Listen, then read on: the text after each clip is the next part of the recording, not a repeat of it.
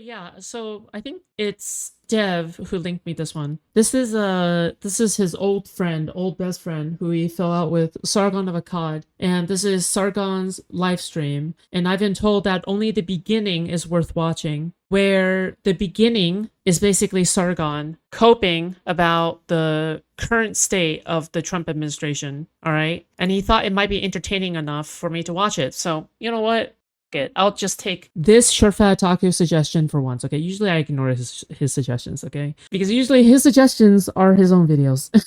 But, hey, gotta say yes sometimes, right? Otherwise, what is a friendship? Okay. Full podcast and links. Okay, fuck it. We're just gonna go through the website then.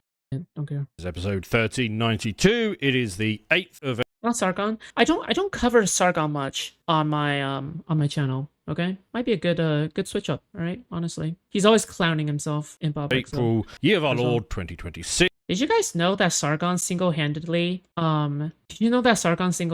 destroyed like the UKIP party of the UK? Did you guys know that? That's just nuts. I still can't believe that's a thing. And I'm joined by Carl and Faraz. Hello. It's Peace Day. Peace has broken out. It will last for 1,000 years. Yeah, about that. No? Am I being too optimistic? Yeah, I mean... It didn't last until the beginning of the podcast. No. We spent the morning preparing. Oh, good. Peace in it. No. Okay. It's complicated. Right. It's complicated. Well, why don't you tell us about it? Well, if I have to, but just a bit of framing here, because we've been getting some anger from our MAGA friends, and I want to say a couple of things. I personally grew up in American schools and was educated at the American University of Beirut, and I've always been pro-American given the alternatives around me. I mean, it's not hard when your other options are...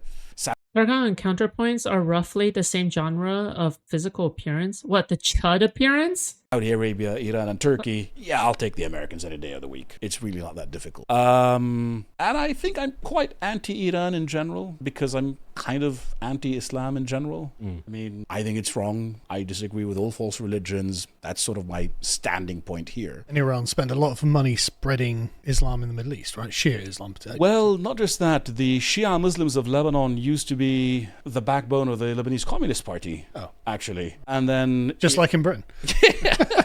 And then Iranian influence turned them into the militant religious zealots, but that wasn't actually the norm. So I have some, problem with that. And the reason I and others, I think, or speaking only for myself, have been quite critical of Trump in this war is because anybody who wants the European right to succeed and the American right to succeed wants Trump to succeed and not waste his political capital in another Middle Eastern adventure, essentially. Because I think everybody here knows that if the United States ends up with a Democratic president in 2028, the restrictions on free speech in Europe will double down and triple down. Everything will become considerably worse. This will be used to sort of discredit any rise of the right throughout the West, and it will be a disaster. Well, they're going to conduct war trials. Exactly. War crime trials. Yeah, Right? exactly. As well as all the sexual madness that they can't... Yeah, as well as all of the degeneracy and everything else that comes with the left rising, etc. Man, they're trying really hard,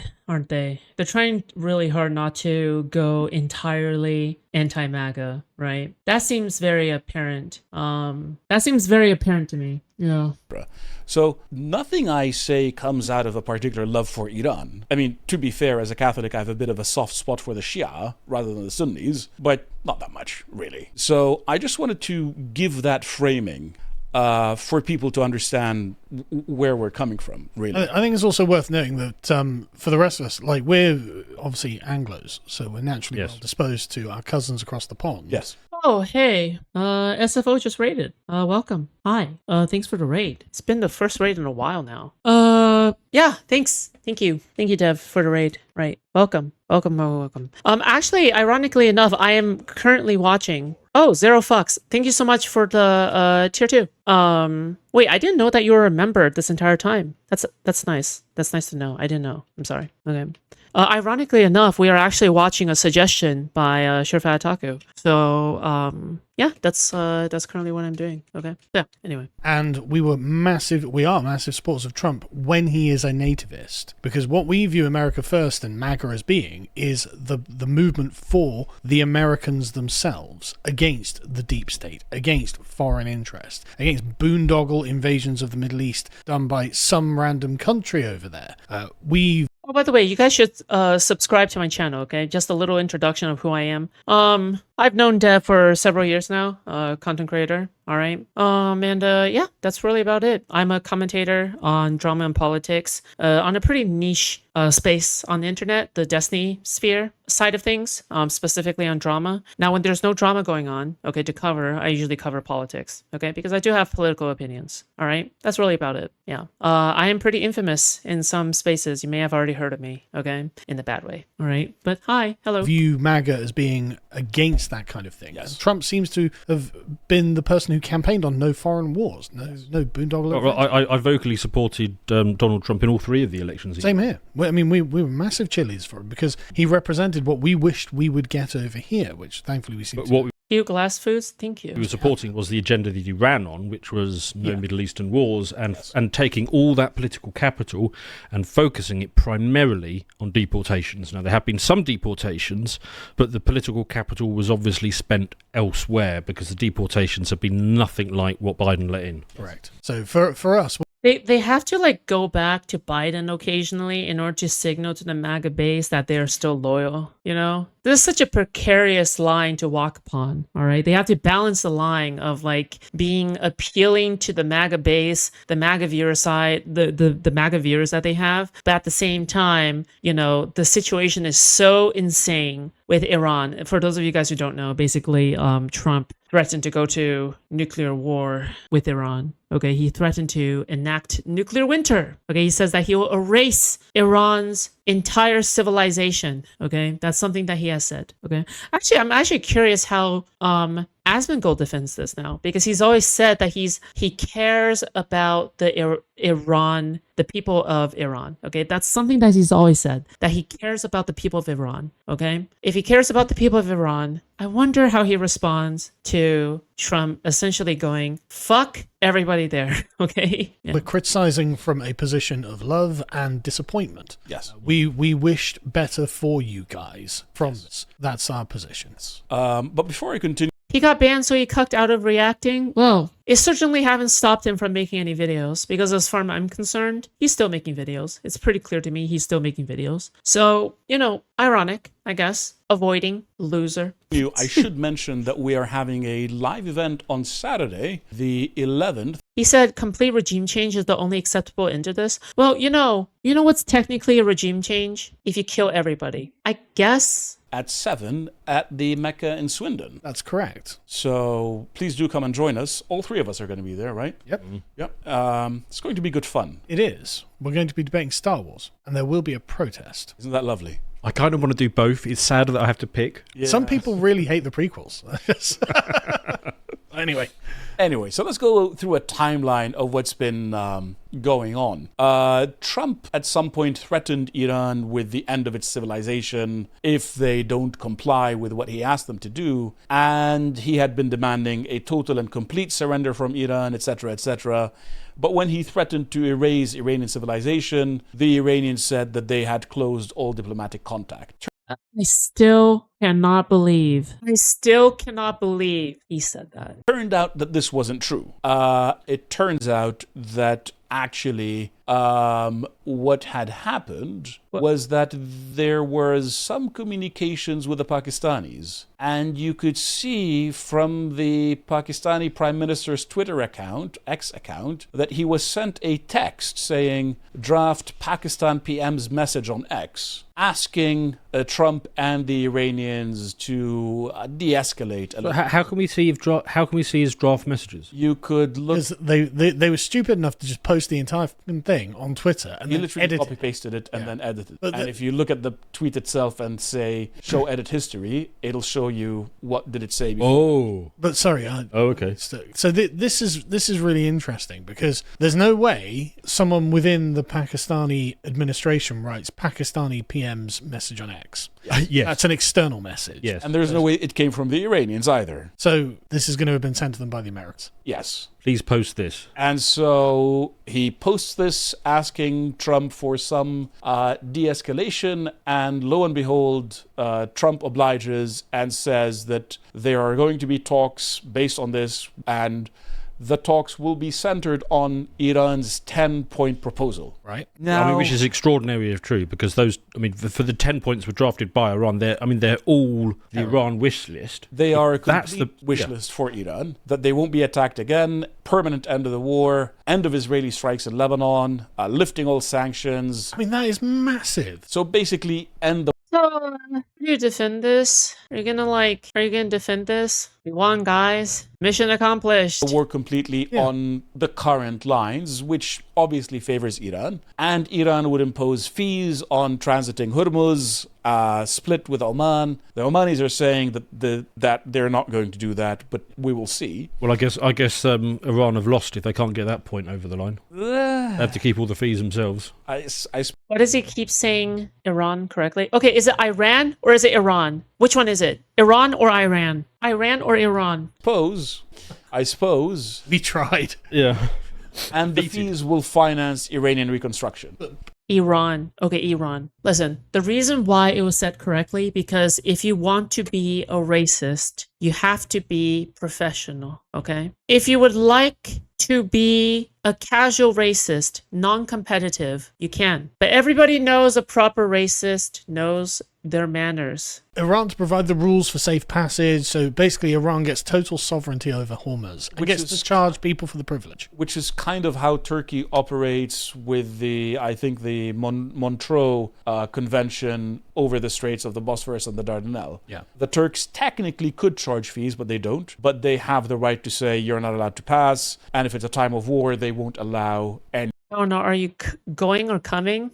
Iraning. That is so bad. Please forget about that joke. military vessels to pass, and they will apply that across the board. So that's what the Iranians asked for, and Trump said that this will be the basis of the negotiations. But there is some difference. Apparently, according to Trump, this is a statement from Iran, from the Iranian foreign minister, Did you say Iran? Is that correct? acknowledging the 15 points asked for by Trump. Right, and what are Trump's 15 points? Trump's 15 points are essentially no nuclear enrichment, end of the ballistic missile program or heavy restrictions on it, full opening of the Strait of Hormuz without any restrictions, pretty much the antithesis of what's here. Right, so they have, But they're diametrically opposite. Yes. and Trump's like, yeah, so we can begin negotiating with their points. Yes. Have Iran said, yes, we can begin negotiating with America's points? No, they acknowledged that they were there. Well, great, yeah. So it says, considering the request for the U.S. by negotiations based on its 15 points, as well as announcement by POTUS about acceptance of the general framework of Iran's 10-point proposal. No, if you even accept like half of these proposals, I think we're cooked. Never attack Iran again. Really? Really? Really? Okie dokie.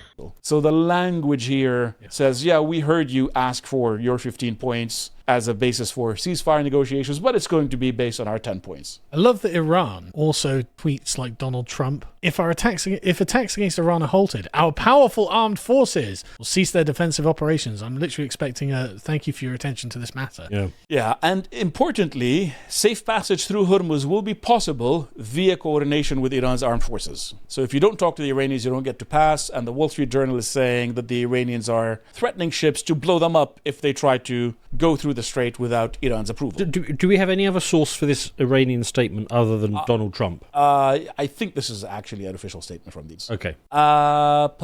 So there seems to have been some confusion here. Anyway, things aren't going very well because it seems, Did someone break the ceasefire, did they? yeah, two countries. Oh, really? Two countries. It seems that the UAE attacked some oil facilities in Iran. This is not confirmed yet. And the Iranians responded by attacking oil facilities in the UAE and Kuwait, because Kuwait is where most American ground forces are located, and the Iranians have been making a point of absolutely hammering. This is the most retarded timeline of all time. I hate living here, bro. I hate living here. Bro, what are we doing? Like, seriously, what are we doing? What are we doing? Like, I think we're just cooked. Okay? Just gonna be honest, I think we're cooked. Okay? In particular, Kuwait and the UAE. Why Yeah, would it's the over. UAE do that, though? Because if there is a ceasefire along the 10 points, that means that they have to pay the Iranians for every barrel of oil. Yeah, they talk very slowly, but I'll give them this, okay? They at least enunciate, like they are good speakers, right? Because again, they're like trained commentators. They have been doing commentating likely for many years, all right? Like I would consider myself a good commentator, okay? And I've only been doing this maybe 2 or 3 years, right? But these people, they've been doing it for like a decade or more, right? Oil that they export. That means that they've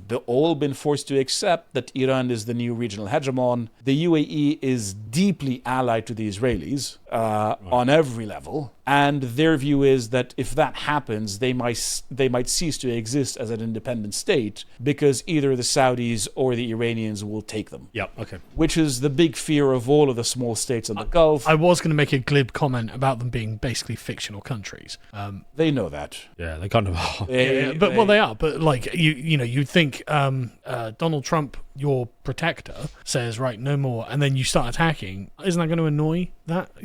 They're trying to keep Trump in the region because the 10 points include an American withdrawal from the region. Now, Trump is saying that they're going to be hanging around the Middle East generally, but Iran wants it to happen. He's saying that the United States will be helping with the traffic buildup in the Strait of Hormuz. The Iranians don't see it that. Yeah, no kidding. Yeah. Big money will be made. Apparently, Trump told Oh yeah, Donald Trump says, a big day for world peace. Iran wants it to happen. They've had enough. Likewise, so has everyone else. The United States of America will be helping with the traffic buildup in the Strait of Hormuz. There will be lots of positive action. Big money will be made. What is happening, the bro? journalist that they might split the toll fees with the Iranians? That the United States might split the toll fees with the Iranians? You can't stop Trump the businessman, though, can you? Yeah. I mean, if Like, you cannot tell me that they're not saying this sarcastically right now. Like, is it me? They're definitely saying this sarcastically, right? Like, they're definitely saying this sarcastically. They're definitely sarcastically saying, oh, he's like a businessman, right? Oh, God, if Iran can charge $1 per ship, then Yes. that is they can barely hold their enthusiasm for the businessman. that is just per an barrel, Iran that's an win. insane amount of money. Yeah. Yes. Or even $1 per ship, that is the principle conceded. Yeah, exactly. That's the thing. But if it's 2 million per ship, which works out about $1 per barrel, I mean, you can't spin that any other way than an Iranian win. Yes. We'll be loading up with supplies of all kinds and just hanging around in order to make sure everything goes well. I mean, that really does, like, I hate to say it, but that's the language of someone who has been kicked in the teeth and is just going to step back and let things take their place. And he's also saying that he's ready to resume the war if things don't go well. Okay, so what actually counts as a ceasefire? Because there's so many parties involved in this region. Yes. Is it a ceasefire if the US isn't shooting at Iran and Iran isn't shooting at US bases, but Iran is shooting at everybody else and everybody else is shooting at Iran? Is Well, how about this? Maybe we shouldn't have gone to war in the first place? I know. Crazy, isn't it? We've been placed in a predicament on a war that we started, that Israel needed us to be a part of. Wow. is that still a ceasefire? That's a win for Fantastic. Iran, because they would have taken out the biggest It's a military. massive win for Iran. And now they'll have time to just smack around. Yes. So therefore. Oh, wait, hold on. Happy to see you online tonight. Hey, Ranger, thank you so much for the $20. Hey, that's another one of my oilers. Hi, hello, I missed you. Thank you so much. I appreciate the 20. Around everybody else. Even if it's Iran and Israel and the UAE going at it, they don't. Well, that have is the a same nightmare capability. That's not scenario even for like Israel. 10 million population against Iran's 90 million. Like, Exactly. Iran is going to win that easily, right? 'Cause, I And- mean, the whole thing with Israel is always like, oh, we're going to bring in America, right? And if America says, right, we're staying out of it, well, they're in their own trouble, aren't they? They can't exactly fight a war of attrition. And so It was all Trump. He wanted to finish what he started in his first administration. And you know what? This is all downstream from him being very insecure of himself, okay? Because it is just very clear to me that Trump is just ridiculously insecure about his presidency. He knows it sucks. He knows nobody likes it, okay? Which is why he's going out of his way to be as spiteful and spite-driven as possible, like the actual dumb fuck moron he is. But now we're in this scenario, and now these three little pretentious British fucks, okay, are gonna go like, well, wouldn't this be such a catastrophic victory for Iran?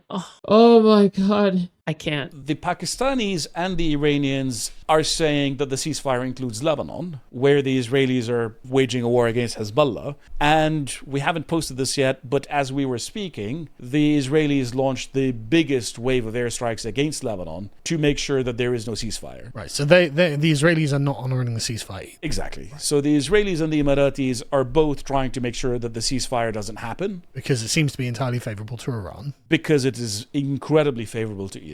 So, whose fault is it? Okay, all right. We seem to be having some issues with logical connections. So, it would be a massive victory for Iran. Okay, all right. Okay, sorry. I was pretending to be MAGA, and that just took like 90% of my brain power just now, okay? Nope, sorry. My MAGA brain just turned off. I can no longer make any kind of logical connections at all, all right? Nope. Yeah, I mean, it sounds like it would be good for Iran, I guess. That's where I'll draw the conclusions. Do we know if Iran has since this apparent ceasefire has begun, do we know if Iran has fired missiles at Israel?